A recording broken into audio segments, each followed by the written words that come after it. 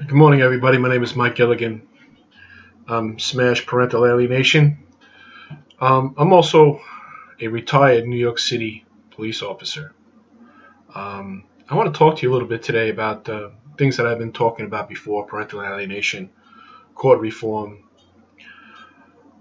An idea came to my head today, and I want to share it. First, let me just say this. I'm a dad who's alienated from his two sons. Nothing more than I'd rather be doing than fathering my kids like a normal parent would be doing at this moment. But instead, I'm making this video, which I really don't want to do. But I feel that I have to do something because the other alternatives are pretty extreme, and I'm not getting anywhere with our legal system. You know, our lawyers, judges, and even my ex-wife, who is the source of the problem. Nothing more that I'd rather be doing today than waiting for my kids to come home from school, make them lunch, do the things that dads and parents do on a normal daily basis. I would rather you not know who I am. I would rather be anonymous to you. But this is where I am. These are the problems that I have, and I have to expose it. I have to expose the source of the problem, which happens to be, unfortunately, an alienating parent, and our court system, which supports the alienated parent in their efforts to maintain, especially in New York State, a sole custody arrangement. Even though I have joint custody, New York State is primarily a single custody, sole custody rule. Very rarely are there cases where you have 50-50 parenting, and we have joint custody, but joint custody is a sham. It's a joke. I have joint custody, but the way stipulations are written, it's really, I have no rights as a non-custodial parent. If you're the custodial parent in a joint custody situation in New York State, you're not in a position of equality at all. And apparently 50-50 parenting in the new legislations, like places like Missouri, they just passed legislation for this. It's supposed to make this better. But I'm not so sure about that. The biggest problem we have in this country is our Social Security, and how our Social Security money is being used against us every day. And I'm not just talking to people who are alienated or alienators, or who people who are in the court system like I am. I'm talking to every family out there. People who don't understand what's going on because you're too busy involved in your lives as you normally should be, working, raising your children, going to events, taking care of family. But understand this, we all pay into Social Security, and our Social Security is being funded. Our federal government is using it to incentivize the states and the counties. They're giving them our hard-earned Social Security money that's supposed to be put aside for us for when we in our later years when we retire, is being used to create big government in our state and local counties. And basically they're doing that through Social Security Act, Title IV-D, and Title IV-E. And there are other aspects of Social Security the money's being used too. But in this case, Social Security Act, Title IV-D, and Title IV-E revolve around children and families, and specifically child support. The counties basically are incentivized to create as many non-custodial parents as possible through the family court system and Supreme Court system when parents or families, moms and dad, decide to divorce. By creating that, the non-custodial parent is going to be more than likely the breadwinner, and they're going to pay into child support. Now, in Suffolk County, New York, they're going to make you, they're going to convince you otherwise to sign up for what they call an income withholding order. They'll take the money right from your employer, put that money in a bank, and then they would distribute it to the custodial parent, whether that be a mother or a father. And by doing this, by collecting these funds the way they do, they're showing the state that that they're doing their job, that there's a plan here, that we're creating, we're getting money from people. And basically what's happening is the states are feeding the counties money that they get from the federal government, because the federal government is incentivizing making non-custodial parents. They're matching child support funds dollar for dollar. And we're talking hundreds of millions of dollars at stake here.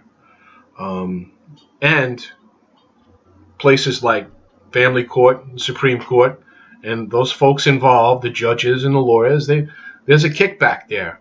They get bonuses for the amount of non-custodial parents they create. Now, you don't have to believe me. What I suggest you do is you do your research. Go on the internet, Social Security Act, Title 4D, Title 4E, and read it. It's long and lengthy, written by lawyers, and meant for you to get confused with. But if you're patient enough to look at it, you'll see how it's set up. The bottom line is that we're in a lose-lose situation in New York State. And folks like me who are trying to just be a dad and be involved in their children's lives are hitting a roadblock in the court system, because they don't want to make a decision. They want to keep families separated because it's financially beneficial to them, because of the kickbacks and the money they get incentivized by making me a non-custodial parent. We need to do something about this. The Social Security Act, Title 4D and Title 4E needs to be repealed, needs to be destroyed, smashed, whatever. And these government bureaucrats need to be sent a message by folks like me, But my job, I feel, as a non-custodial parent, absent parent, who's in this position, who's having a hard time being a father to his sons, needs to do something. And this is how I'm doing it. And some people may think it's controversial, or why am I airing my problems on video? Well, it's better than what they want me to do. And they would love me to blow my brains out. They would love me to become so angry and distraught that I would come and commit domestic violence against the people who are perpetrating this against me. And they really don't care, about me or the public that they supposedly serve. It's a media campaign. Everything is done under the umbrella of this media campaign. Domestic violence. The police are going to do this. Police are going to do that. I can tell you right now that the police are just pawns in this as well. They're being given directives by, insidious government bureaucrats who have one objective, and that's to keep families separated. And then the lawyers do their bidding when you get to court, and we've created a society of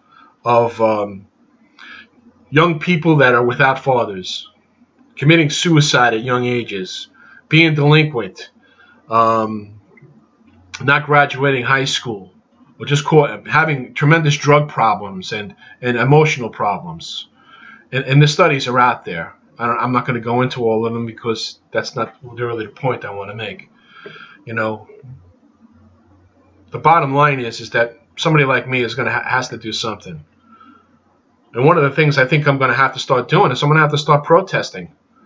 And the only way I see that any meaningful protest will take place is that I draw attention to the source that's being protected, and that's my ex-wife, the alienating parent.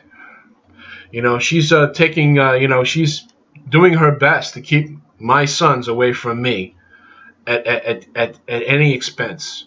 And I'm in a position where I want to protect my sons, and unfortunately, the only way I can protect my two boys is by staying away in the background and not creating conflict. Because I could assert my rights as my stipulations state in these pieces of paper that I got from court, which really mean nothing, and make police reports every week. But really, does that make me look any better? What are my sons? The message to my sons when I do that? Daddy wants mommy arrested. Well, The psychological abuse is happening to my sons every day. The negative influences from the alienating parent is being done every day to reinforce staying away from the other parent, in this case, dad, and don't be involved with him. So my sons are more than likely are going to be subjected to the delinquency, the suicides, the emotional problems, and all these things. And because basically, and a psychologist in California has basically said there's nothing we can do as an alienated parent to protect our children. Here I am, a retired New York City police officer who was out on the street every day trying to protect people. Here I am, I'm powerless over protecting my own two sons from this abuse. And it's psychological child abuse. Let's be very clear about it. Unfortunately, I've been on walks with Dr. Carlos Rivera to draw attention to parental alienation, this, that, and the other thing. But basically, I'm in a position now where we have to really draw attention to this problem. And my idea here is basically to show up maybe with my retired NYPD shirt with my 9/11 patch, because I was there that day, on this arm too, a regular patch here. I got my Smash Alienation patch on there, and on the back of this it says, parental alienation, it's a protection issue. And it basically is. My kids need to be protected from this. And I'm unable to do it. Maybe I should start showing up at their events, lacrosse games, soccer games, and just stand there with this shirt on, or stand there with my Smash Parental Alienation shirt, and force people to come up to me and make sure that the alienating parent sees me. And unfortunately, too, my kids are going to see me, and I'm not going to have to say anything. They're going to ask me to leave, and I'm not going to do it. But what's the alternative? What should a guy like me do? I should just stand in the background? I had a friend of mine from high school, just say something last week about, I should just wait for them to grow up, and then they'll realize what's going on, and, and then you'll be able to understand them. But in the meantime, the abuse is being perpetrated, and I shouldn't do nothing. Let karma, take effect. Well, I'm of the opinion karma needs a lot of help, and I'm willing to do that and take the risk and do whatever is necessary to protect my kids. Because I had my son, my 14-year-old, reach out to me 3 weeks ago. He's been upset, wanted to reach out to me. He did so through Instagram. I met with him one day, and my ex-wife had him turned around because she sees the kind of work I'm doing on Facebook. And Facebook is the vehicle I've been using to draw attention to this issue, because I really have no other use for it anyway. You know what I mean? I'm not interested in letting people know, I went to the bathroom today, or I did this just now. I really don't have a desire to do that. I have a desire to be a dad and to be a productive member of society and set a good example for my family. And I'm not being permitted to do that. And the government, our government, the state and local governments, our government bureaucrats are extremely okay with that. I'm not. I work the streets. I know, I see the problems. I've worked domestic violence, and it's a media campaign. You know what I mean? These government bureaucrats have been very, very slick and sly in keeping us in the dark, and they're using federal funding to hamstring us, to keep us in this position. What are we going to do about it? My suggestion to other alienated parents: hey, listen, you may have to show up at a sporting event with the shirt on, and even if your kid is playing, just stand there and see what happens as a protest, a form of nonviolent protest. I'm not saying that you have to be yelling and screaming. Just stand there with the shirt on. It says Smash Parental Alienation.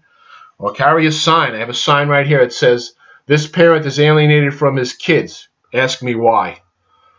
I'll stand there with that and let people come up to me. And there'll be people upset. Why are you here doing that? You're drawing attention. What kind of a person are you? And I'm ready to answer those questions. Ready. Very ready to answer those questions very logically. This is what we have to do.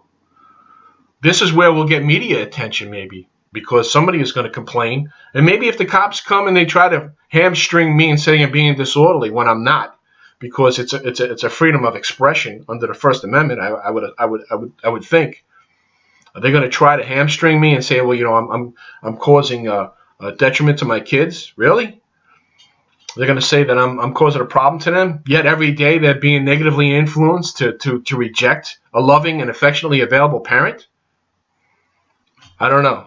Maybe I'll need to be locked up. Maybe that's what has to happen. Maybe I have to test the system that way. Maybe they have to lock up this retired New York City police officer who wants to be a father. Maybe that's what has to happen. Maybe that's the attention we have to draw, because I don't see it happening any other way. Everybody's got a website and a page, this, that, and even I got my own page, Smash Parental Alienation. It's really not doing all that much. You know what I mean? We're drawing some attention, but we really need to hit every family, not just the alienated parents. We need to hit every family, because your Social Security money is being used to traffic human beings, children and parents, make single parent homes. This is what's being done systematically under the campaign of safety and the Violence Against Women's Act and deadbeat dad programs, which is a joke. It's a joke. I'm angry about this, but something has to be done. If anybody else has any better ideas, let me know, because I would rather not be doing this video. I'd rather not be talking this way. I would rather be waiting for my kids to come home, make them a grilled cheese sandwich, and go out, have a catch, mow the lawn, things like that. Ride a bicycle, tell them about how to treat a woman, a girl that he likes.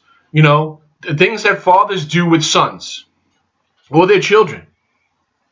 Whoever you are. It's a very emotional issue, but that's what I have to say about that. I appreciate your time. It's been almost 17 minutes on this video. There'll be more to come. You have a great day. God bless you.